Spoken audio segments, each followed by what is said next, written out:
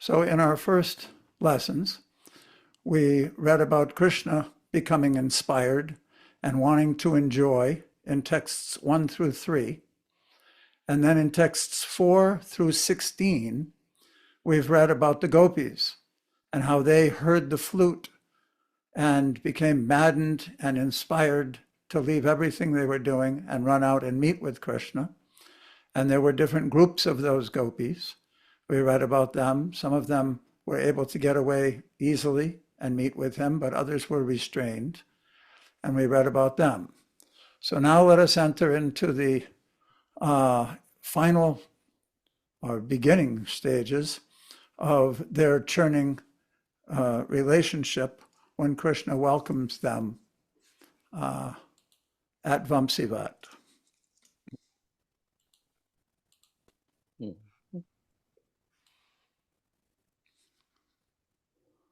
Samapriya, can you ask somebody to read? Yes. Hare Krishna, everyone. Nice to see you here. Oh, glorious, this is divine Kartik season. Jatari, would you like to begin for us? Jatari Prabhu?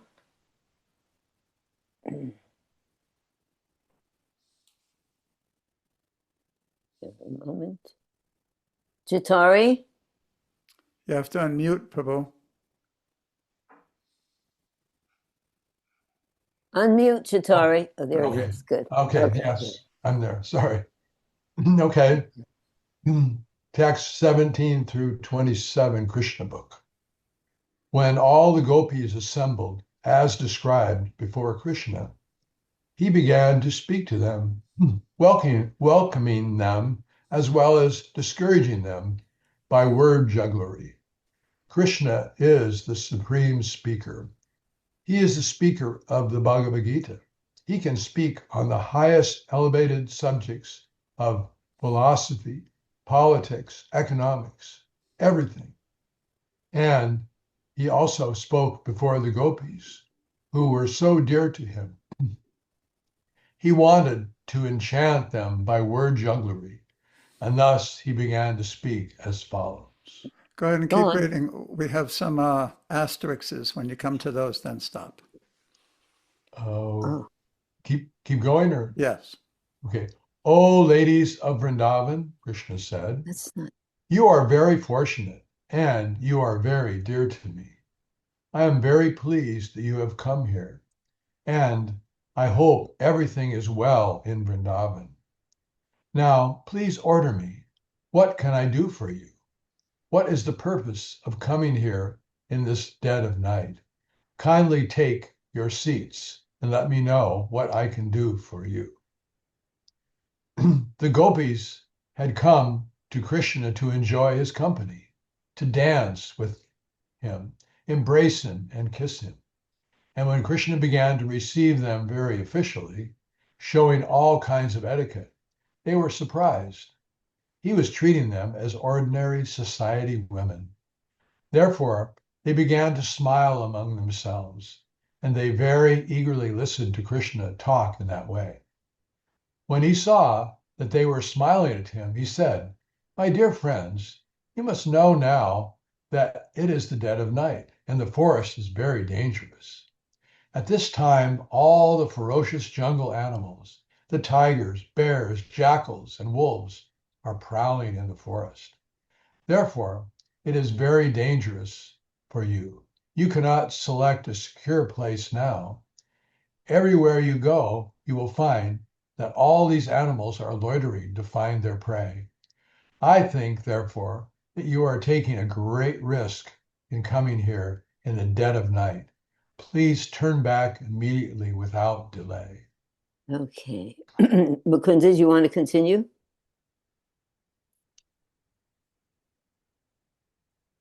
Unmute, Prabhu.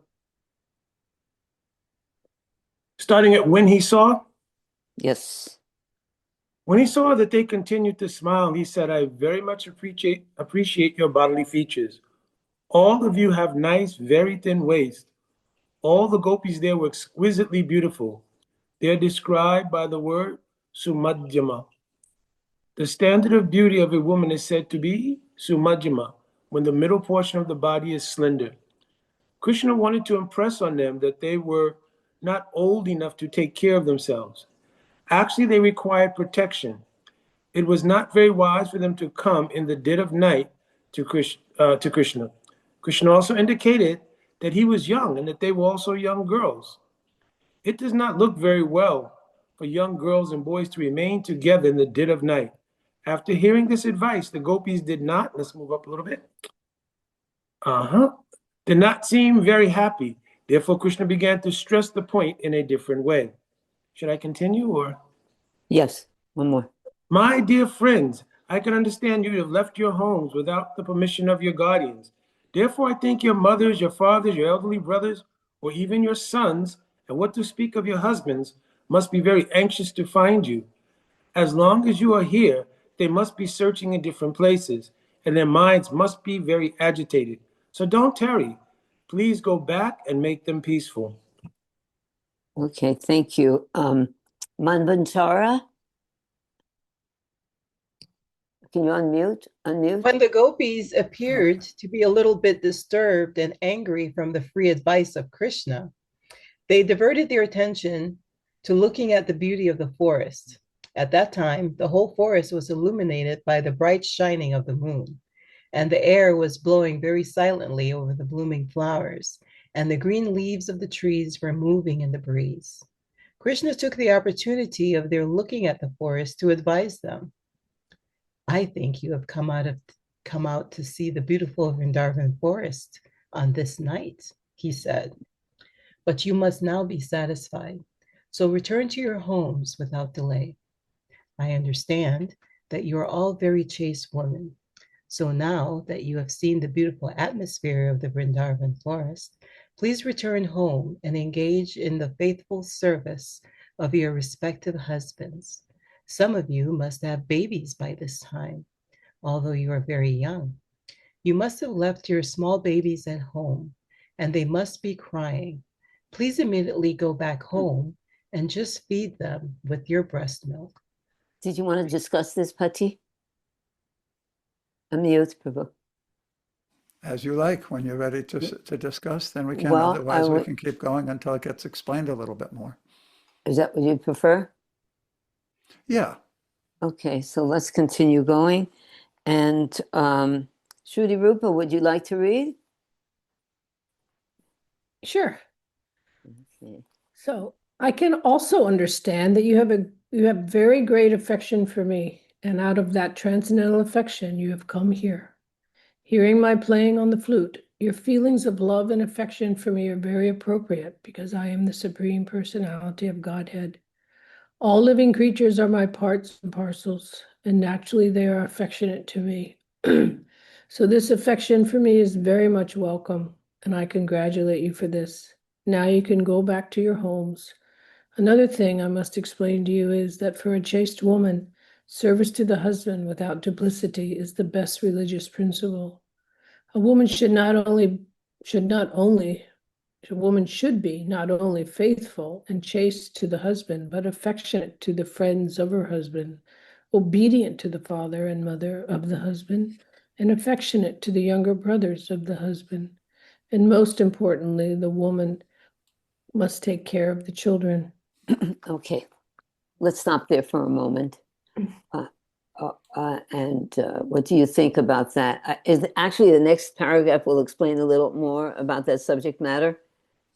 Yeah, why don't we read that next one? Because Okay, it's Prabhupada's explanation of it. Oh, okay.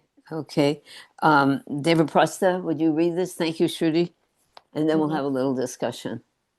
In this way, Krishna explained the duty of a woman. He also stressed the point of serving the husband.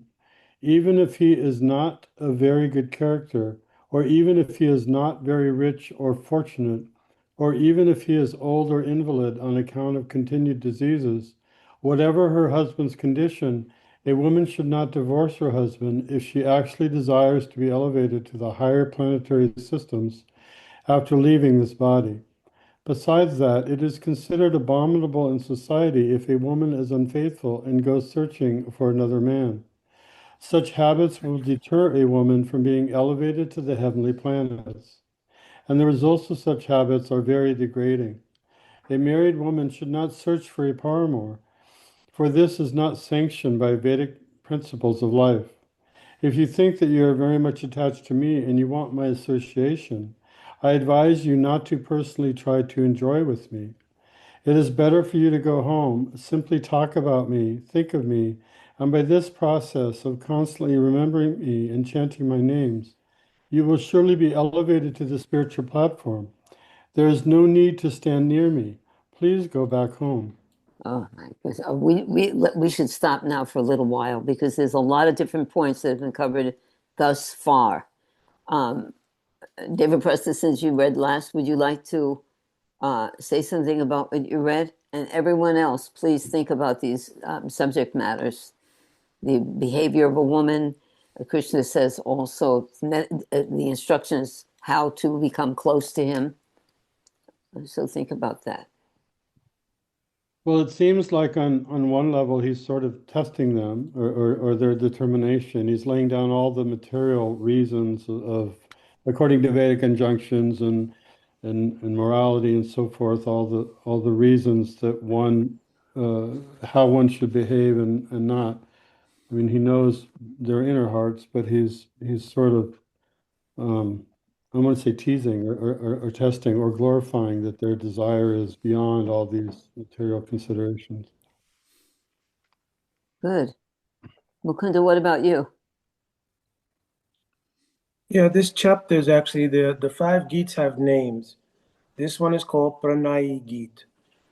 This word pranay means to make a relationship with someone that's void of any kind of etiquette and any kind of obstacles that would come from shyness and any kind of other thing that would block the intimacy.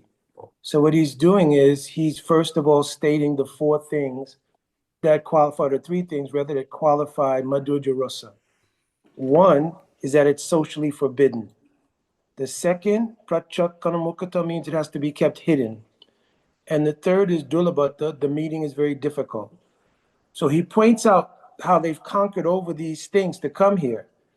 And previously, during the Gopi Vatstanarahara Lila, he made them, because in gradual stages, they'll give up their shyness. So in Govardhan, they gave up their shyness by secretly glancing at Krishna. During the stealing of the gopis' garments, they gave up by revealing themselves fully to Krishna. But even though you have shown everything to Krishna, still in your heart there may be some shyness. To break that shyness, he asked them, you open your mouth and tell me why you have come here. So by revealing their heart's intention, by speaking it out, it completely breaks their shyness. And it sets the table after conquering all these obstacles, their husbands, their families, and all these things. It makes the intensity of the rus which will come proper. Okay, good. That's wonderful. Yeah, this is a very nectar pastime of the Lord. Anyone else have something to say? Jatari, want to say something? Share his? Jatari? Yes, I did. I'm sorry. It was mentioned before that, the gopis and Krishna are really 12 years of age. And I'm thinking, well, wait a minute, 12 years old, these girls have children, and that kind of puzzles me. And I really appreciated what Mukunda said about these different stages that they went through. That was very beautiful. I love that. So does anybody have any insight on that? Actually, in the text, Krishna is going to describe these kinds of things, even the reasons and the strategy of trying to milk the gopis out of their shyness.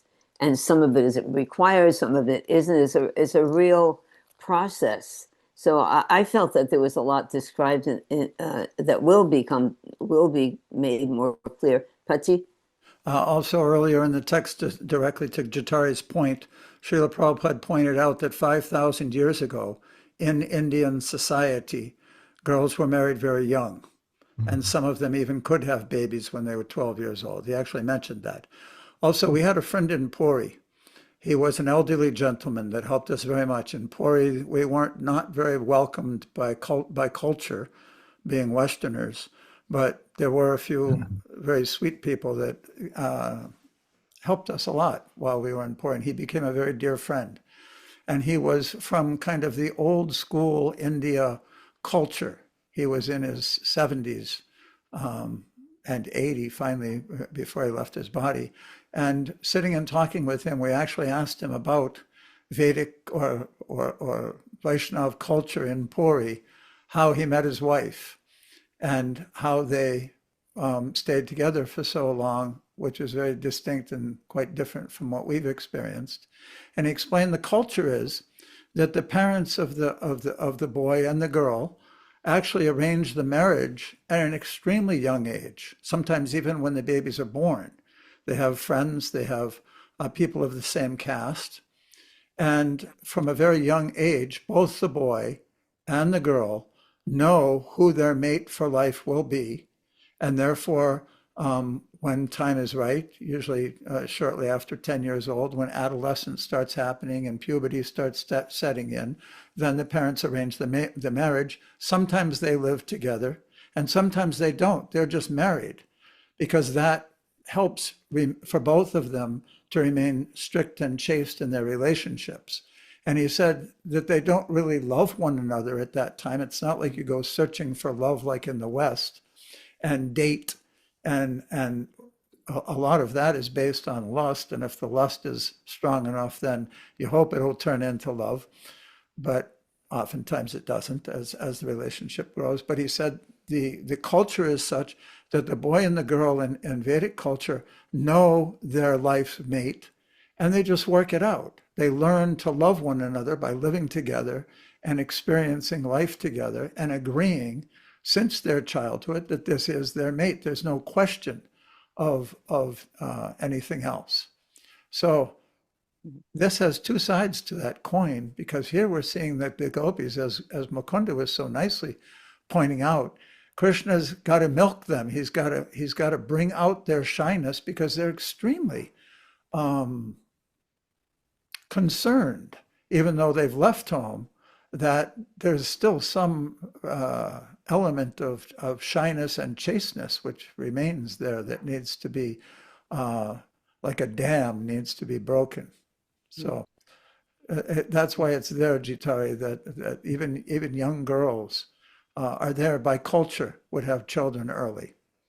Mukunda Prabhu? Thank you.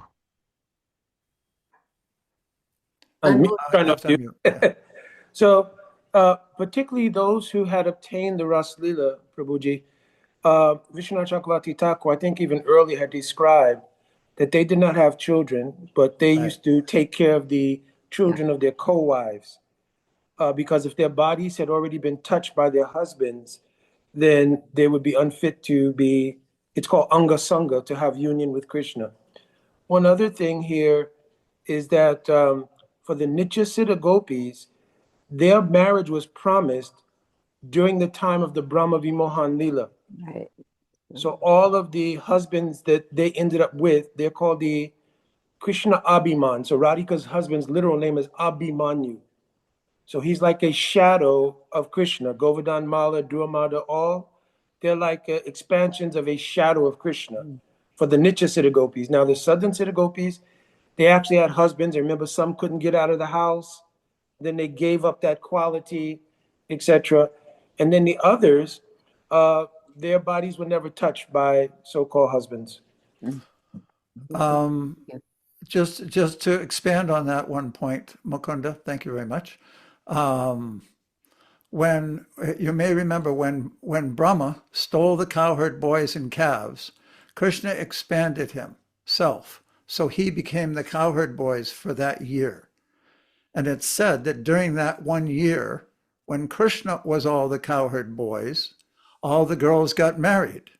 So who were they marrying? In actuality, they were marrying this, what was it called?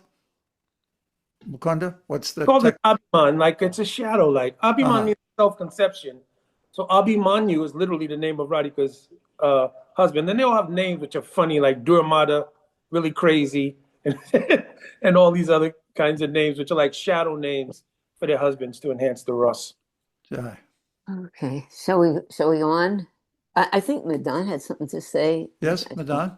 Madan, are you there? I was just going to say that Prabhupada would mention that when they were betrothed or married at a young age, that the wife or the future wife would bring him prashadam, that they started their relationship with bringing food prashadam to each other. That Thank was you. all. Jai. Thank Manvantara? No, it's wrong. I was just going to comment on the part where Krishna says, let's see, when he said, "Don't try to enjoy me," and I thought that sounded like the first transcendental prenuptial agreement. Like, don't try to enjoy me if you think you really want to be with me. Just it's better to go home and meditate on me, and that would be most appropriate. So when he said, "Don't try to enjoy me," I thought that really rung with me. Well, we see later on, it's the opposite in instruction, but Krishna can say so many things. But that's actually what we're being trained as, right? We have to meditate and chant and do our service, and that's how we become close to Krishna. He also said that to the wives of the Brahmins, go back and take care of your husbands and your families and meditate on it. Sugata, did you want to say something? No. Okay, so you read, please. All right. Thank you. In this way, Krishna explained the duty of a woman. He also stressed the point of serving the husband. Even if he is not of very good character, or even if he is not very rich or fortunate, or even if he is old or invalid on account of continued diseases, whatever her husband's condition, a woman should not divorce her husband if she actually desires to be elevated to the higher planetary systems after leaving this body. Besides that, it is considered abominable in society if a woman is unfaithful and goes searching for another man. Such habits will deter a woman from being elevated to the heavenly planets, and the results of such habits are very degrading. A married woman should not search for a paramour, for this is not sanctioned by the Vedic principles of life. If you think that you are very much attached to me and you want my association, I advise you not to personally try to enjoy me. It is better for you to go home. Simply talk about me, think of me, and by this process of constantly remembering me and chanting my names, you will surely be elevated to the spiritual platform. There is no need to stand near me. Please go back home. David Presta read that, so Sukha to read another one. Oh, Yeah. Oh, Okay. somebody tell me. Oh, nobody knew. It It's sounded good. Hearing it ever over fresh. and over Come again is on. great. Okay, it's ever fresh, right? Ever all right. fresh. So you want me to do it again? This You want next, me this next The one. next one. Can you see the top of it? The instruction given herein by the Supreme Yeah. Personality of Godhead to the gopis was not at all sarcastic. Such instructions should be taken very seriously by all honest women. The chastity of women is specifically stressed herein by the Supreme Personality of Godhead.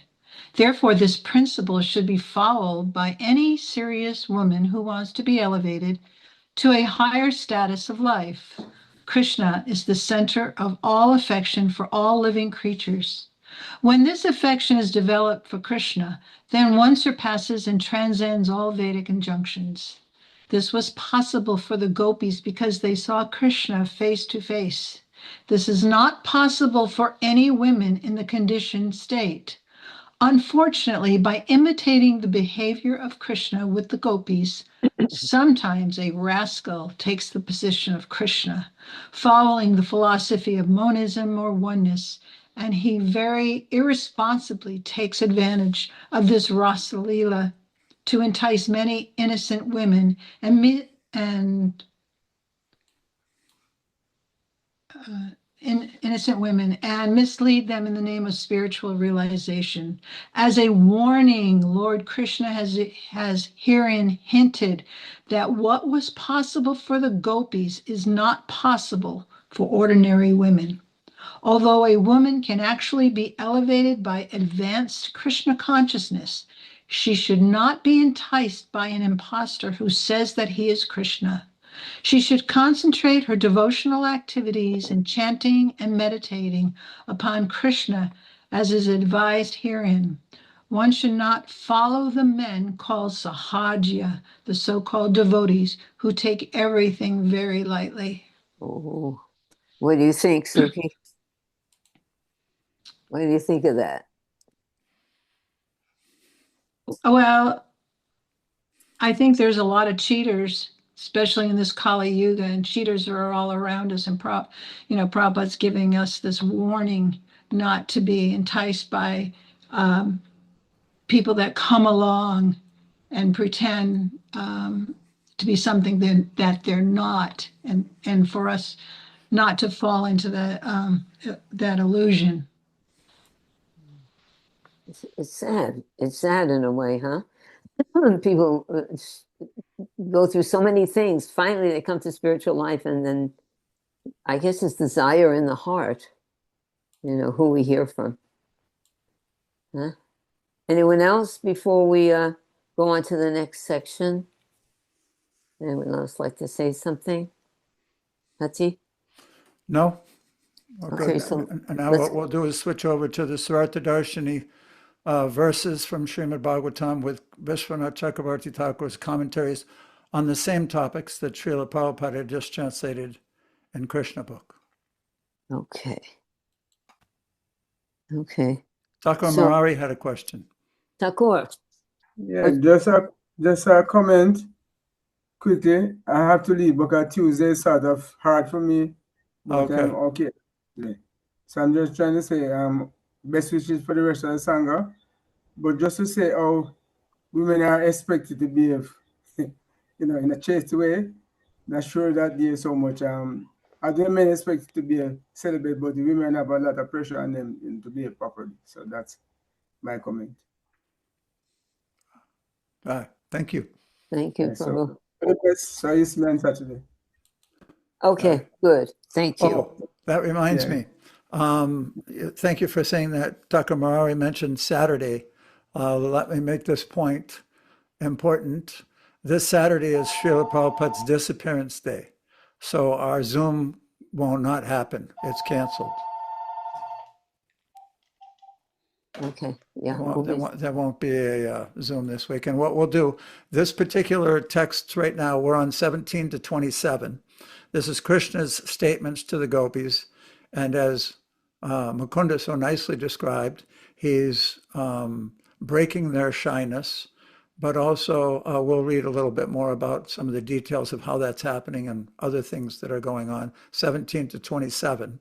Then the next two lessons, means tomorrow, Wednesday, and Sunday's lesson, are the gopis' rebuttal to Krishna's statements, and we'll cover those next Tuesday night, just to make it clear. Wanted to include that. I forgot to announce that this earlier when we first opened. Yeah, no Zoom on Saturday. Hare Krishna. Okay, let's go on. Koranath, would you like to read?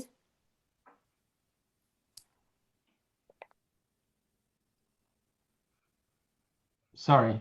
Seeing that the girls of Braja had arrived, Lord Krishna, the best of speakers, greeted them with charming words that bewildered their minds.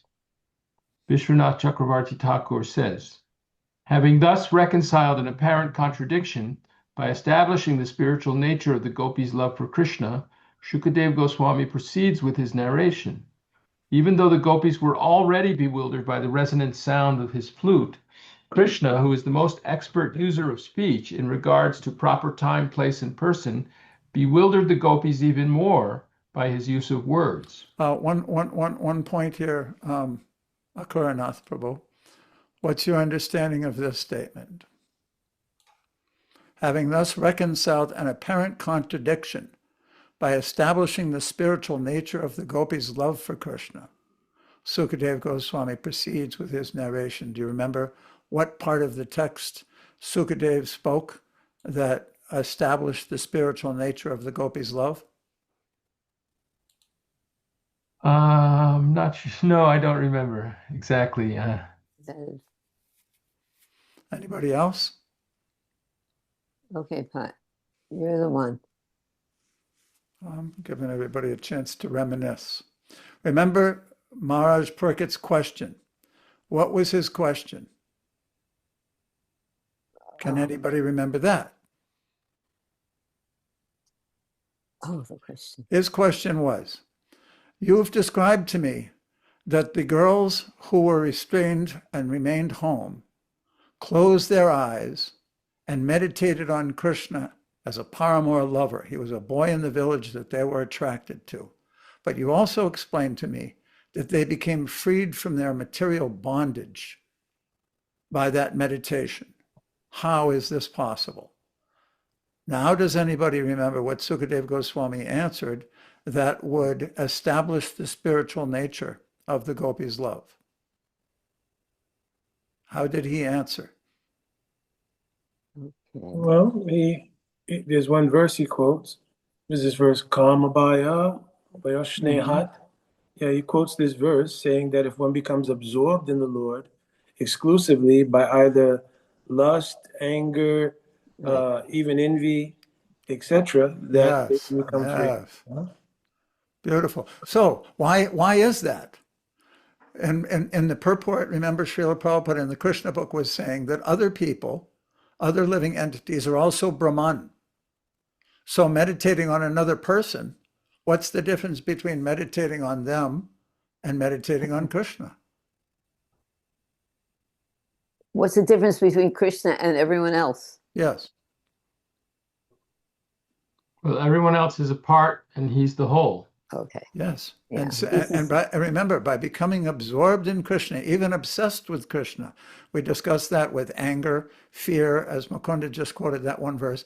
So in this way, what Vishwanath Chakrabarti Thakur is saying is that by having reconciled the apparent contradiction by establishing the spiritual nature of the gopis' love for Krishna, Sukadeva Goswami proceeds with his narration. So if you remember, we discussed last week also, it's extremely important point. Krishna is the supreme personality of Godhead. He's different than everyone else. He's completely spiritual. And therefore, this entire event and all the aspects of it are under his internal potency, which is completely distinct and different from the external potency of this material world. It's the main pillar upon which the whole context of the Leela is being presented. It has to be understood in order to digest it properly and understand it properly. So also Prabhupada says, in relation to Krishna's name, if people remember that he was saying, if you chant Mr. John, Mr. John, Mr. John, you're not going to get spiritual realization. But if you chant Krishna's name, Hare Krishna, then you get spiritual realization. Then you start to understand the soul and Krishna as the Supreme Personality of Godhead. It's not just any name, just as he is not just any person. But meditating on him and his name, they're non-different, then we can make spiritual advancement because he is the Supreme Personality of Godhead. I remember one room conversation, I think it was a room conversation, Srila Prabhupada was talking about how real bhakti is not for any demigod or anything, it's for Krishna. Yes. And he kind of humorously said, it's not like you say, oh, I have very much bhakti for my wife. I love her very much. I cook for her. If she's not with me, I go mad. Okay, she's sitting right next to you. Be careful what you say. Okay. Let's continue. Shall we continue? Okay, Satya. He can continue. He hardly read anything. Okay. Peshar means with limbs, sorry. or different aspects of fine speech, including expressions designating that which is named, referenced, or indirectly implied, with aspects that are varyingly dry, harsh, and moist, affectionate. Krishna is going to fulfill 3 of his desires by speaking harsh words to the gopis. Krishna thinks, first of all, I want to show the world the purity of the gopis' love. Even when the gopis see that I, the beloved object of their affection, am indifferent, still their affection does not decrease the slightest bit. When I meet with the gopis, I will act in a contrary way. I will take up the role of the proud, headstrong lover, which is usually reserved for the woman in Sringara Rasa. I will make them take up the role of the eager, submissive man. I will make them take up the role of the eager, submissive man. Okay. Oh, it's usually reserved for the woman in Sringara Right. Rasa. And then I'll make them take up the position of the submissive man. This is all a plot. It's a plot to milk the ras in the relationship between Krishna and the gopis. And it's all actually glorification of the love of the gopis. Mhm. So beautiful. Anything else that someone has to say about this? Yeah, and when it takes place in women in transcendental Ras, it's one of the various kinds of what's called man. Ah, This is one of the things that man is. Man has so many different varieties and shapes, but it's meant to enhance the Ras by being a little contrary. And So say he's what, taking that position now.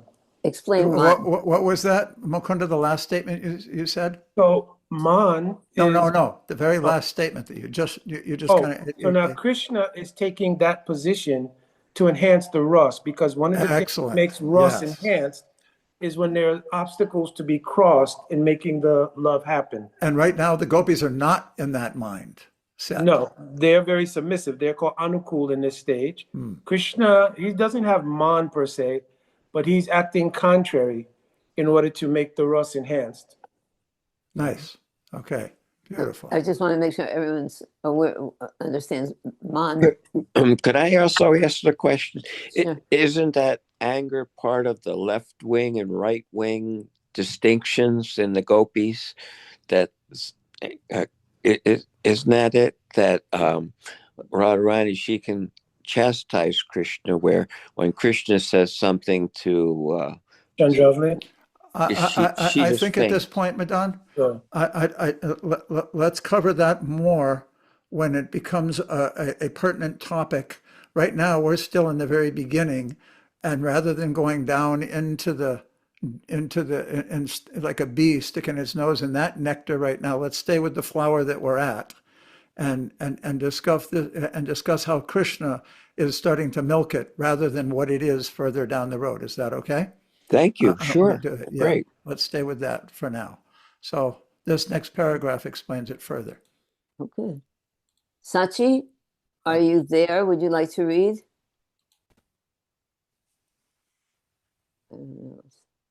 Let's see. Sachi Devi? Maybe she's not there. Kadasi Brat?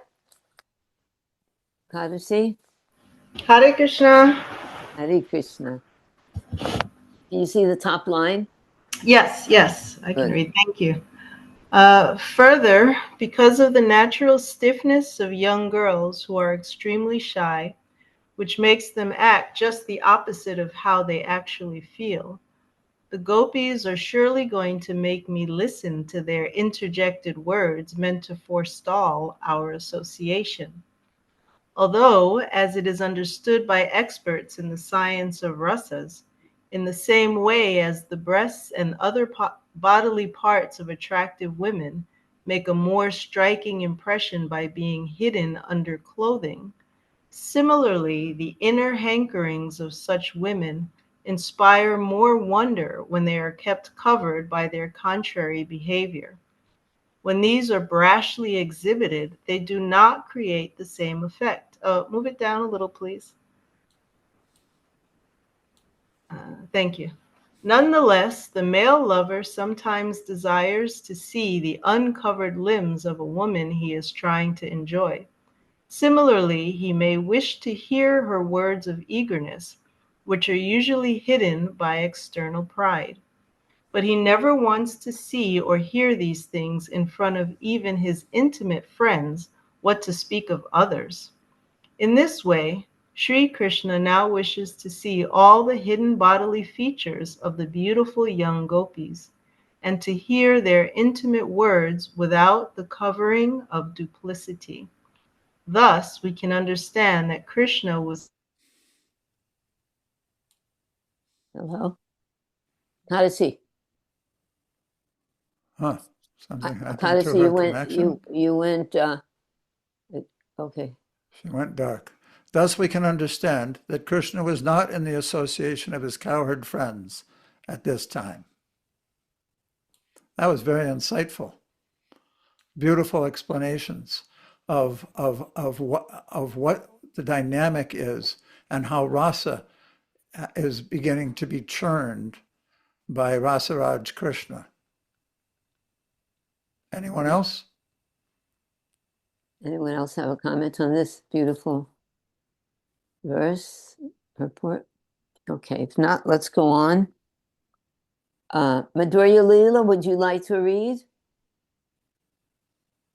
Actually, it's interesting. Before you start, Madhurya Leela, just pointing out that this strategy it's explaining what Krishna's strategy is in his speaking with the girls in this way, which is very similar. Mukunda, where was the part that you where was the quote, the technical points that you were speaking of further about their shyness? Where was that from? Yeah, this is written in Ujjaini Mani. Okay. It explains when it comes to the stage of pranay, it explains what is pranay and it explains what is man. So it's very good to have some basic understanding of Ujjaini Mani because it explains the things that we're speaking here. Yeah. It's Pranaya in the Nectar of Instruction, Nectar of Devotion also it's explained. Yes. Pranaya is devastation and man is anger. It's Pralay is like devastation. Here pranay means like intimacy of heart that's familiar. Like for a gross example, when you go on your first date with somebody, I don't want to associate the mundane with the divine, but you go on your first date, you're pretty cautious. If the young lady comes to the door and maybe the hair is not exactly in the place and she says, "How do I look?" If it's the first date, you say, "Oh, so beautiful." It doesn't matter, right? Because there's a certain etiquette. You won't also be very forward in putting your arms around or anything. You'll observe etiquette. When there's some familiarity and the stage comes to pranay, there's a visramba, there's a sense of intimacy. We can hold hands, we can put arms around each other, things like that. That is called pranay. Nice, beautiful. Another terms and a dynamic that a lot of devotees might be more familiar with is the sambandha, abhideha, and prayojana. We're still at the stage where the sambandha part, the relationship with them in some ways has already been established, but this particular night and the events that will take place, that same wooing and establish of a relationship, bringing them out so that they'll be more enthusiastic for abhideha and ultimately prayojana, are the same kind of dynamics the way it grows. Manvantara? I was just enamored by the psychology of the whole thing. Here, Krishna is technically 8 years old, and he's proving himself as God by demonstrating and understanding the psychology of women and of these young ladies, and just going through the whole thing so expertly. I just think it was, it's just another display of his being God. Okay, nice. Very nice. Okay. Just a quick comparison. Is this also the same as like breaking the ice? There's that term that refers to like getting it started. Sambandha. Yeah. So introduction. Yeah. So is that similar to breaking the ice? That's a colloquialism. Yeah, you could say that. Okay. Thank you. That's a good one.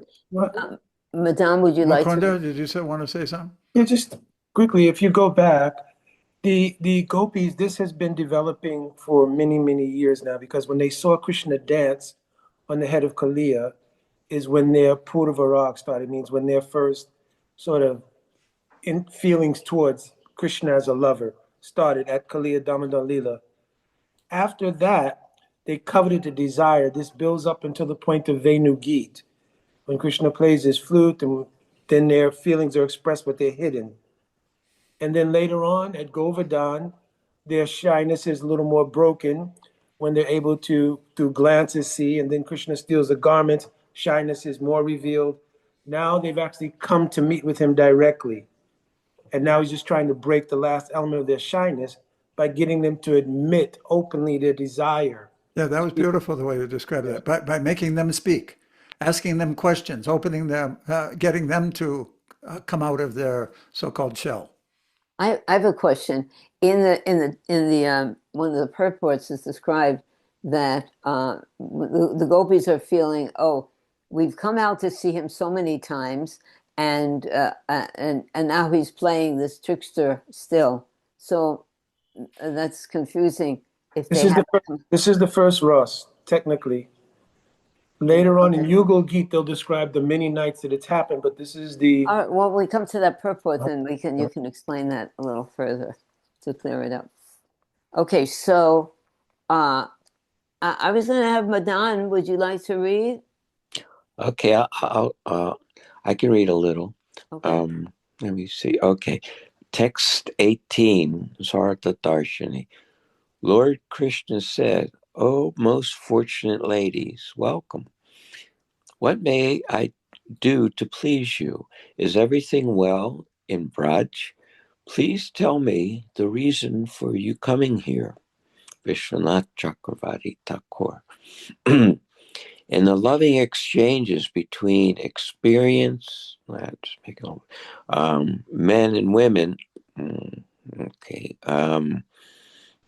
the usual custom is that the woman will not like it and become angry if the man openly reveals his eagerness for conjugal enjoyment. With this in mind, Krishna first addresses the gopis in accordance with the standard manner of mellows, dealing with saying, "Welcome. Was your trip here pleasant? You are greatly fortunate ladies in that in your whole lives you have never had to look misery in the face." These words can also have another less affectionate meaning. You coming has become splendid because everything is accomplished. So now you can go home. Thank you. Sama, just for your information, let's go through the entire purports, then discuss them rather than stopping anywhere in them. Okay. Jagarini, you want to continue? Thank you, Madan.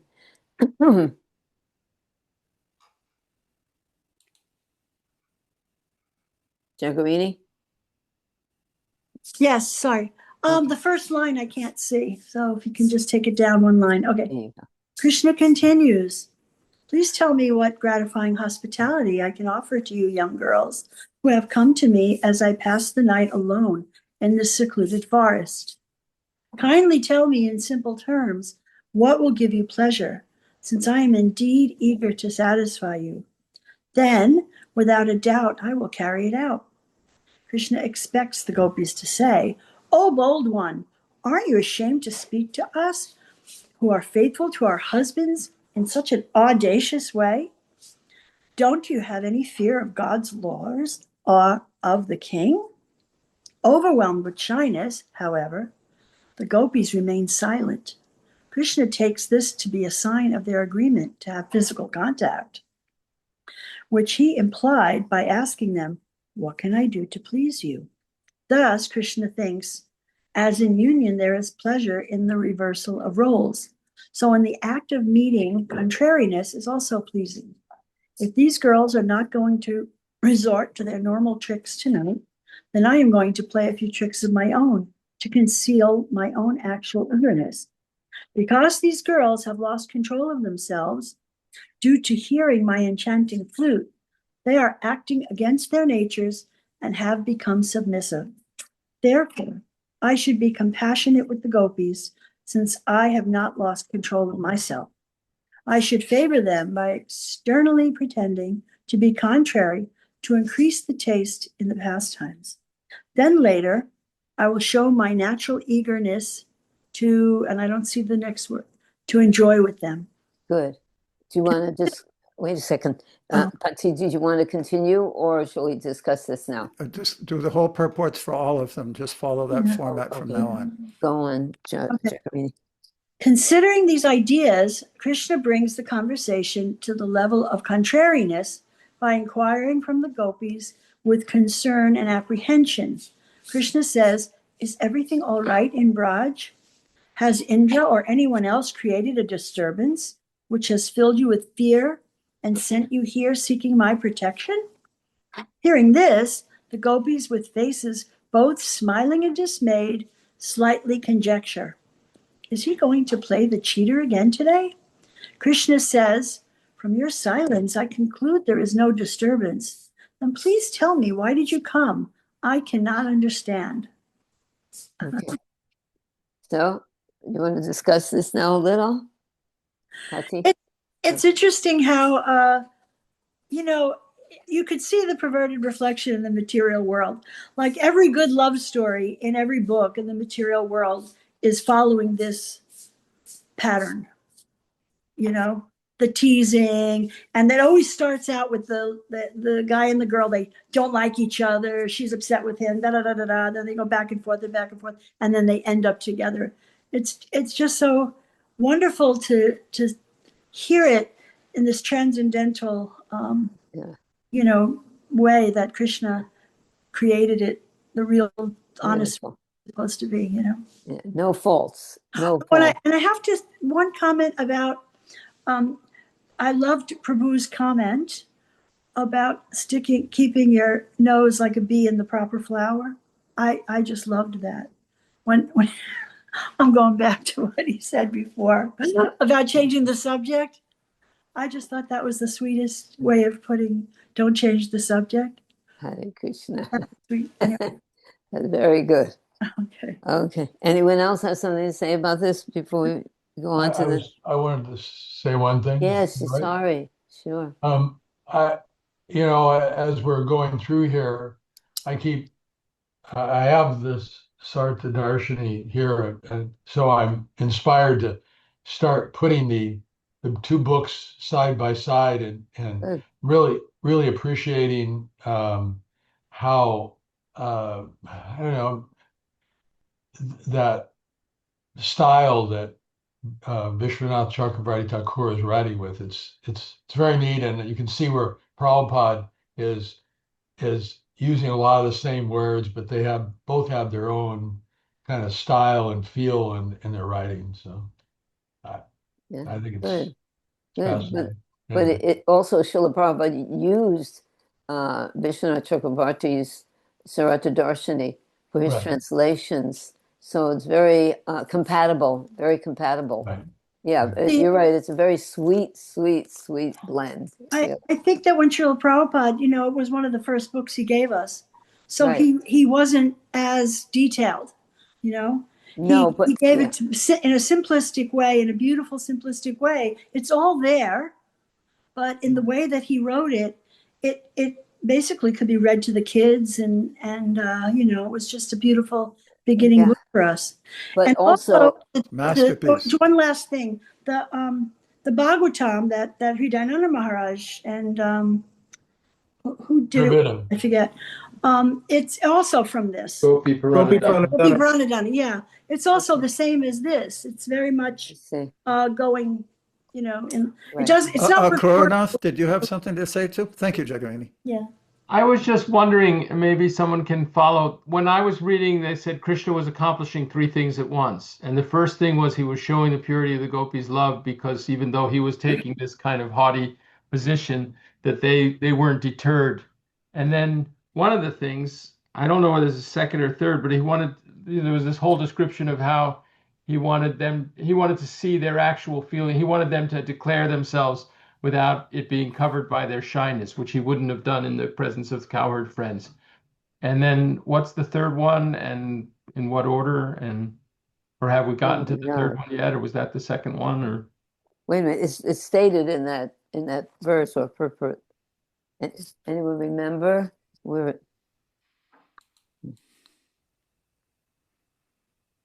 No. Anyone see it, Patty? No. I think we're searching. Okay, so, okay, when we see it, well, did you want to comment on something about those things, Aparna? No, I was just sort of asking a question if someone had got the, I'm used to like writing outlines when I'm at a lecture or something like that. And there's 3 points and I'm looking for what the 3 points are. Also, one more thing about the Krishna book. We were at a different level of understanding when Srila Prabhupada gave us, in the beginning of our Krishna consciousness, the Krishna book. And now, so many years later, we can understand it in a different manner. Even though we were reading it to children, we can also see how deep it is, really. I think also because these are only reviews, we're not going to have time to go into all the details of it. And thus, because it's getting late, Sama, what I want to do now is just read the verses and then we'll finish up. Okay. So you can have somebody read them. Okay. Mandantar, you want to read? Okay. Just verses. I'll pull it ahead so you can see. I'm sorry. The 3 things started in text 17. The 3 items. And what were they? Do you have the list? Well, he doesn't say, it just says the first of all, I want to show the world the purity of the gopis' love. And then it says further, because of the natural stiffness of young girls, but it doesn't say secondary, third like that. Okay. So it's hard to discern. If anybody comes across it, we can put it in the forums and cover that. Okay, Kuranath? So we can have it more analyzed. This night is quite frightening, and frightening creatures are lurking about. Return to Raj, slender-waisted girls. This is not a proper place for women. Visvanatha Chakravarti. No, just verses. Not finding you at home, your mothers, fathers, sons, brothers, and husbands are certainly searching for you.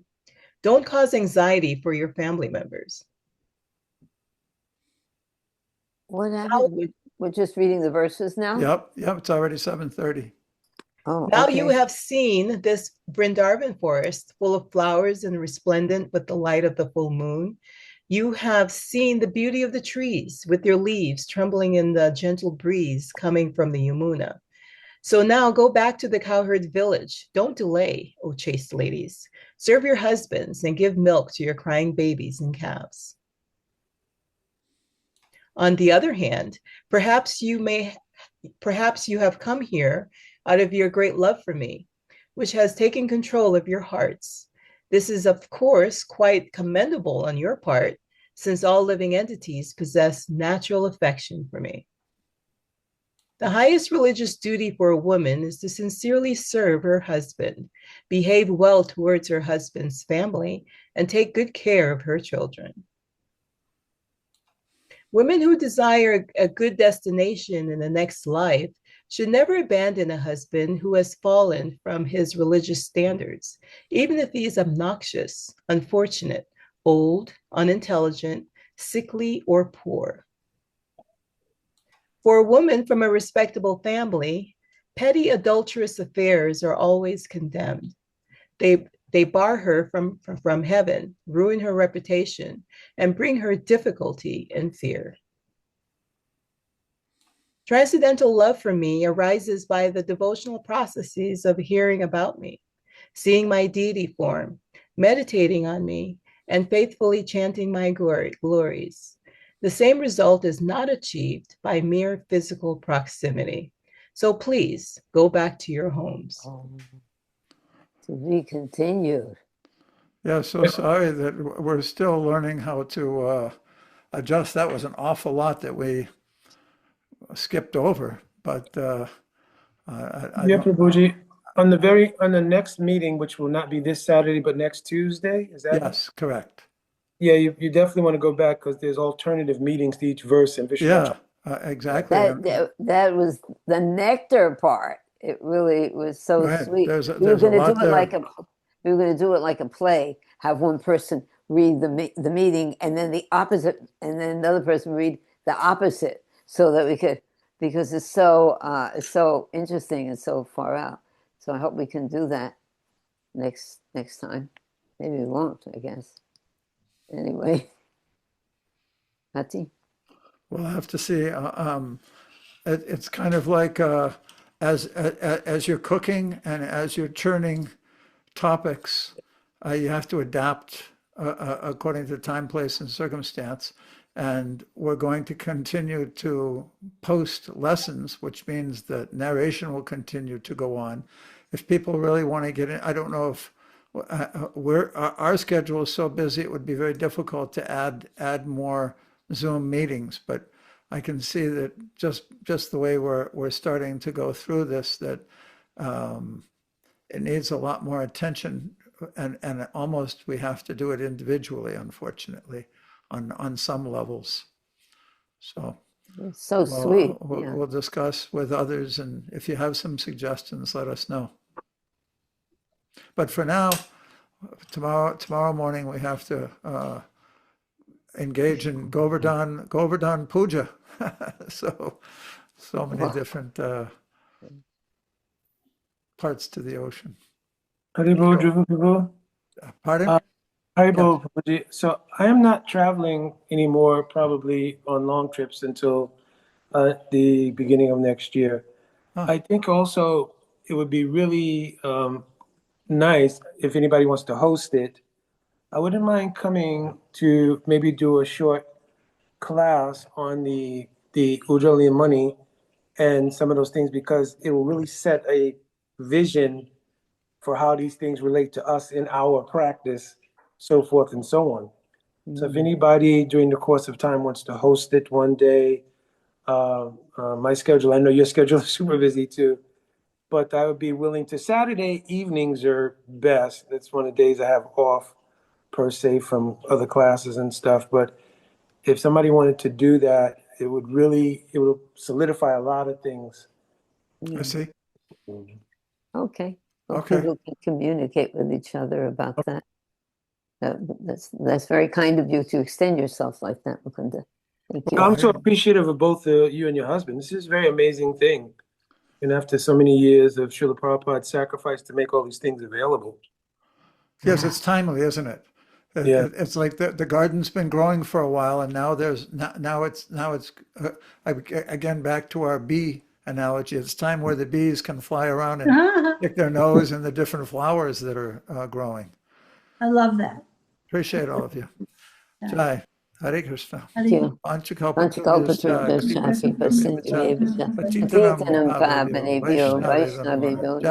Thank you. Jagarini, you got a nice big picture of Giri Govardhan right No, next to you. that's Giri Govardhan. Haribol.